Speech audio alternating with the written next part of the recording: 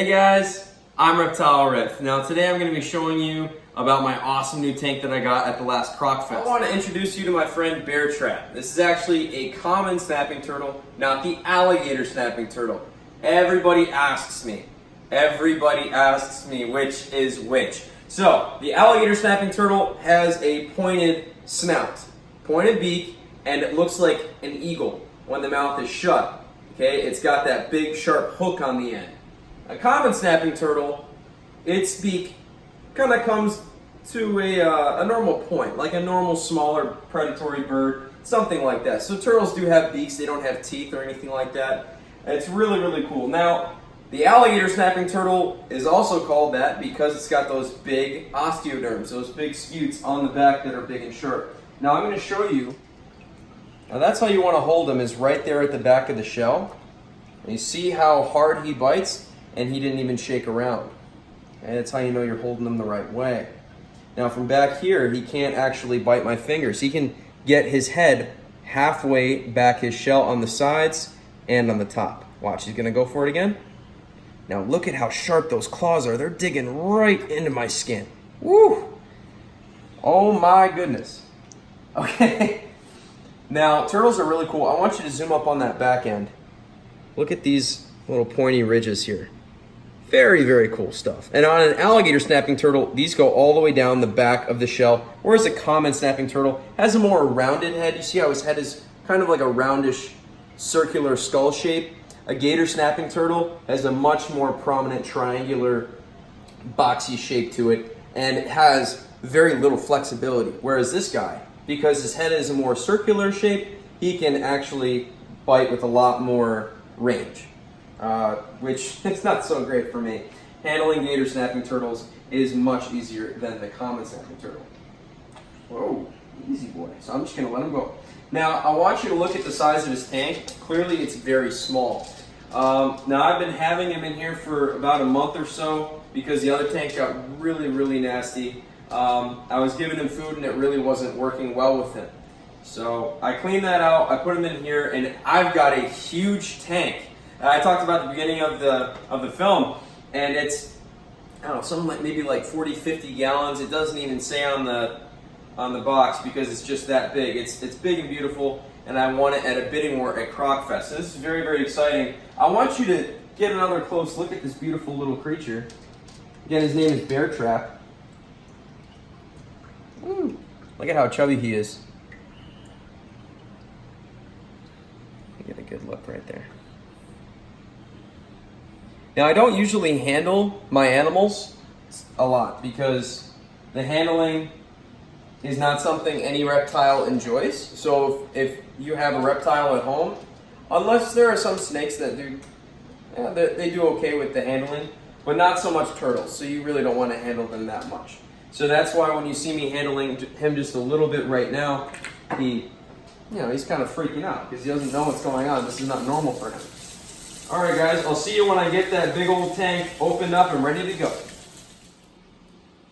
All right, so we've got our 40BR Aquatic Turtle Kit. Now, like I said before, I don't actually know how many gallons are in this, but the tank is pretty much the size of the box. It's a big tank. So I'm gonna open this thing up and we're gonna see what we got in here, because it's not just a tank, it's a whole kit that comes with this. What's up, Gatorbait? That's my cat. He's walking around. He's a cutie. Eat me.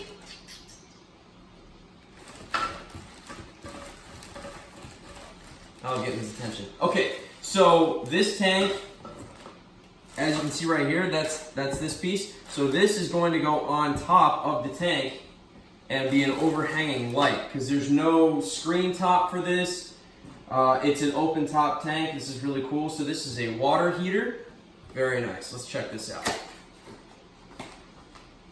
What's up, buddy? Awesome. There's going to be a lot of electronics. So you're going to want a power strip if you're going to have this anywhere. That's why it's great because I have an outlet right next to my countertop, which is where I'm going to put this massive tank.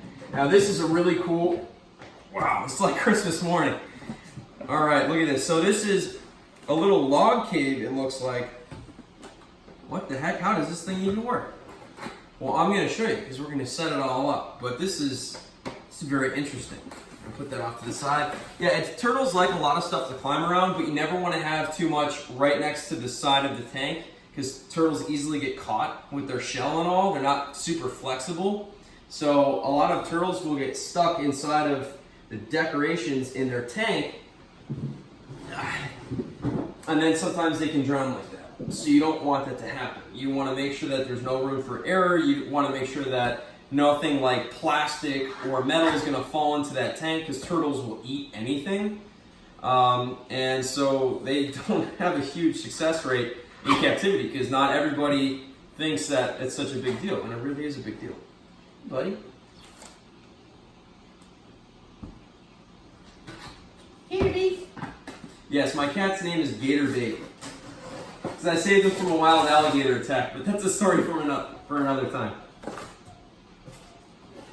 Alright. So this, what we have here, is a big waterfall filter. This is actually super cool. So this not only is a filter for all the water and everything like that, it's got a nice little filter with a little bit of carbon in there to help with those chemicals. Keep those chemicals out with that. Okay, here we go. But it's also a place for the turtle to come up on land and do a little bit of basking in the open sunlight. Now, obviously, I'm not going to have this tank outside, so I'm going to have some lights here. Now, there is another light that goes on top of this, but I'm going to see if this is going to go all the way across. Now, this came with the kit. Again, I got this tank and this whole kit at Croc Fest, which is super cool to talk about, and it's a lot of fun. Whoa. That's a big one. Now, when you get these type of lights, you want to make sure that you don't get too much intensity for the UVB. Now, UVB, for those of you that don't know, that actually puts out radiation. A small amount of radiation that is the same that we get from the sunlight, and it's good for our bones. So with any reptile, you want to have the UVB spectrum lights in there. Alright, now for the tank. Here we go, guys. Hey, check me out. I'm like a little housewife. I'm doing my dishes. So it's very important that whenever you get any new gear for especially aquatic animals, you want to wash it, you want to scrub it. Just a little bit of Dawn soap will go a long way. What I got in my hands right now is something that was actually in the packaging. I just didn't see it. Check this out, broken branch. So that's what this is. So this is a suction cup. Okay, and it's a sort of a power suction cup. So you flip the switch, and once it's against the glass wall, sucks in, and boom, this thing's not going anywhere. So that just slides up in there, and this will stay at whatever water level, and it'll float. So this is a nice little basking ledge for the side of the tank. And then we also have this. Now this didn't come with it. This is an old aquarium tree of mine that I'm going to put in that cage. So I'm going to rewash this to make sure it doesn't have any contaminants. Because cross-contamination is a huge problem when dealing with animals in captivity. And that's why you always want to have your scrubbers properly labeled. This says animals. At least it used to say animals. I don't know what that says now. But yeah, you want to get in there. You want to make sure that you get into all those little creases and crevices because there might be a parasite, there might be some kind of bacteria, a fungus, a brain-eating amoeba that animal had that you have no idea it's going to pass on to the next animal. Now, when you look through your Zilla kit, that 40BR premium package, that whole turtle kit comes with a couple other things.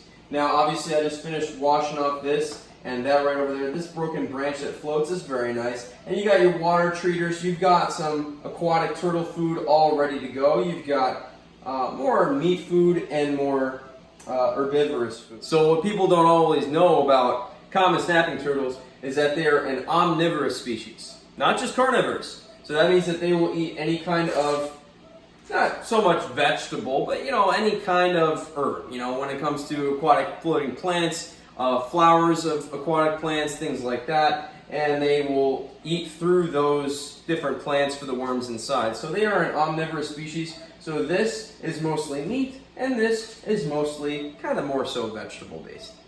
And then you have your water treaters and you have your little lights. So the UVB is important for any reptile, unlike a snake. So snakes usually don't need sunlight. Turtles, lizards, gators, crocs, they need the sunlight. So this is that radiation bulb that we're gonna need for later, and this is a halogen bulb.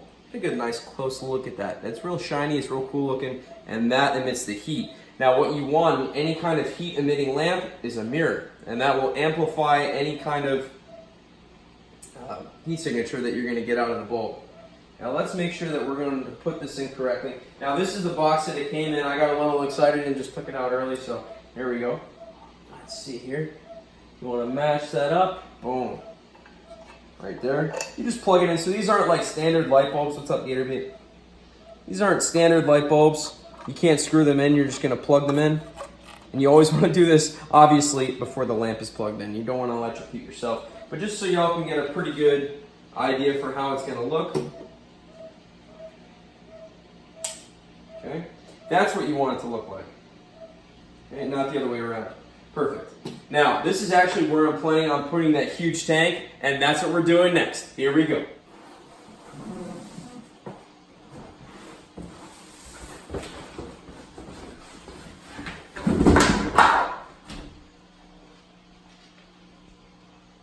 Perfect fit. Perfect fit. Woo! All right, here we go. Now, of course, whenever you're getting any new tank or any new enclosure, anything like that, you want to wipe it down, you want to rinse it out, just to make sure that there's no chemicals, because this thing came from a factory. There's going to be chemicals at the factory, there's going to be all kinds of stuff. Like, look at that. What the heck is that? I don't even know what that is, so I got to get rid of it.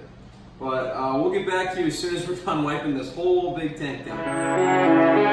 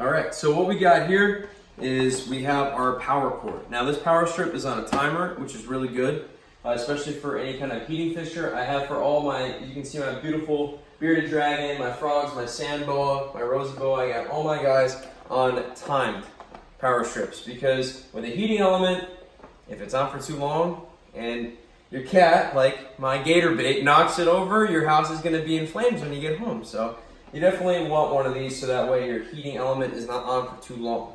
Now, right here we have some beautiful little decor from Top Fin. These aquarium plants are great because they have very soft plastic, so that way if your turtle or fish or whatever brushes up against it, it's not going to cut into their skin. This is really, really gentle, and it's got a really nice heavy rock, so it's just going to stand up straight. These guys they have in there, they're all plastic, including the bottom. So they're going to be floating around. That's not as much fun. So this is good.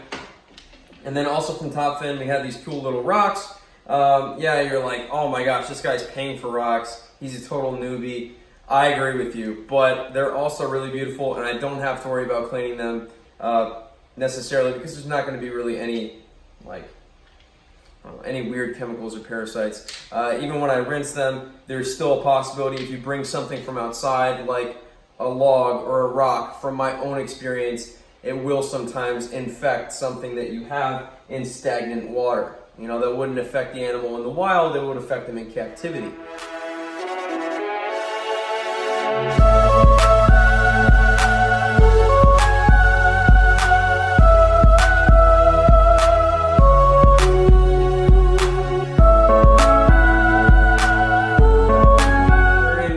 Is just basically a fancy word for a really cool looking power strip that has a timer. So this again is just going to basically mean that I don't have to worry about my house burning down if I go on a 3-day vacation. Now how this thing works, this is really annoying for a lot of people that get these. I've been using these for years, and the only way they break is if you get them wet. Duh. Now you see I'm clicking all these little gray keys up. That's turning everything off on the timer. When you press down, that means it's gonna strike, strike, strike, strike, strike, and this little arrow, that's how you set the timer. And it'll only click to the right.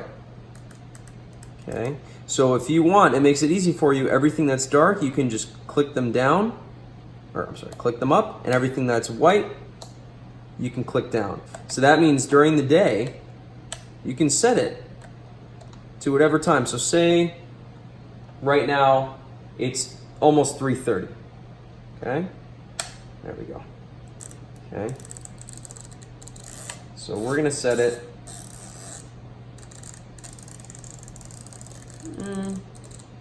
It's gonna be about, we'll just say it's halfway through the day. So halfway through this white spot right here. So then it's going to slowly click to the right until it hits where these are up, and then that's going to turn your lights off. It's a little complicated for me, so even it might seem simple to some of you, I want to stop and make sure that you know how this thing works, because it's actually a really good tool if you're going to be working with reptiles and amphibians, stuff like that. This is really, really helpful. And I guess I'm not all that bright because it took me a while to figure it out. All right, here we go. Now, still rolling? Perfect. Now, there's two different types of outlets in this power strip. You see that there's two sides. There's one that says timed and one that says switched. Kind of confusing. The one that says switched are the ones that are always on no matter what time it is, no matter what the timed outlets are doing. These are on 24/7. Now the timed outlets are the only ones that turn on and off. And that's what this little meter will turn on and off, and then these stay on. So for your filters, your night lights, your heat lamps, you want this on all the time if it's cold out for the heat lamps. If not, put them on the timed outlets, and that will give your animals the natural circadian rhythm, that day-night cycle that they need to have a healthy brain. You know, if you had your lights on 24/7, and you stayed inside forever, you would lose your mind. Okay, same with your animals. That's another reason why this is so important. All right, check out this awesome huge tank for that little turtle right over there. He's in a 10-gallon right now, and my water level is pretty much at a point where I can turn on those filters. Now, when you have a filter, you want it to be fully submerged and rinsed and everything like that before you turn on the filter in the new tank. You want to make sure that there's no chemicals in those little filter sponges or in the carbon little cylinders that are inside of your filters. Yeah, I've rinsed them off. They're submerged in water. Everything's clean and ready to go. Okay, and here they are. Perfect. Love it. Now the thing I like about this light is that it can slide back and forth. Okay, so this can be the basking area, or this can be the basking area. What I'm gonna do is actually get a second one of these in the future, so that way I can have two basking areas at the same time, so he can feel free to bask wherever he pleases. Now a couple of things I've got in here is a bunch of floating plants so he can feel like he's safe. Reptiles like alligators, snapping turtles, these are mostly ambush predators. Okay? Even though common snappers, they do like to actively hunt, they also like to be hidden. So you want to give him lots of places to hide, and I've definitely got lots of little nooks and crannies for him to crawl into and underneath of, especially this floating log. I know he's going to love that. I know he's going to love that. And what I've got on here, I've already rinsed it off and cleaned it. This is actually a fossilized whale vertebrae. It's just a fragment, but this is really, really cool. And then also I've got a contemporary alligator osteoderm. They call them scutes. These are just basically the bone armor plates that come across the back. I pulled it off of a corpse that I found on the side of the highway. But yeah, it's pretty cool. Alright, yeah, and we just put a little bit of, Reptile Riff flavor in there. That's basically what that's all about. A little bit of this, a little bit of that. And the turtle doesn't care about any of that, but he's going to love being in here, getting to crawl up and crawl around stuff. I'm going to put a lot of fish in here for him to eat. And then, of course, I'm going to put a little bit of plant pellets for him to eat out of. Because you don't want him to get hungry for plants and start eating this because it is very soft, and that's easy on his skin. Check this out. Boom. And so it floats with the water surface, so no matter how low or high the water level goes, this will always be half in, half out of the water, perfect for the turtle to get on and off the basking area, so you can feel nice and comfortable in his own home. You guys ready to see the turtle go in there? I am too. Perfect, let's do this. Alright, so what we got here is a classic case of I screwed up the temperature. So the water I filled with in the new tank was kind of warm, and this water is pretty cold. So I'm going to fill this up with lukewarm water, so that way it's not a shock to his system, because he's a reptile. He doesn't make his own temperature, doesn't make his own heat like we do. We're mammals. So with a reptile, or like even with a fish, you have to be very conscious of the temperature shock when they go into a new body of water. If I took this cold snapping turtle and plopped him in that very warm water, that would shock his system, and it could injure him, it could cause damage. So that's why I want to make sure I run this lukewarm water in this first tank that he's in now. So that won't be so much of a shock to his system with that new temperature.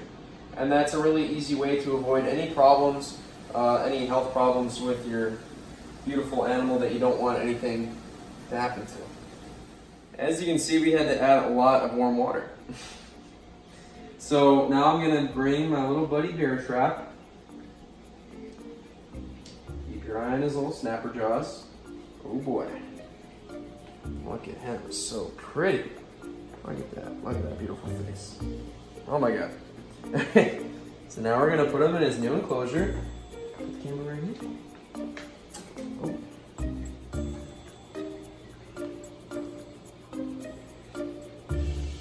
So right now what he's going to do is start moving around. He's going to start looking for a place to hide. He feels water on his foot. He sees me, so he wants to try to attack me. Now he's swimming down. Go ahead and get good visuals of that.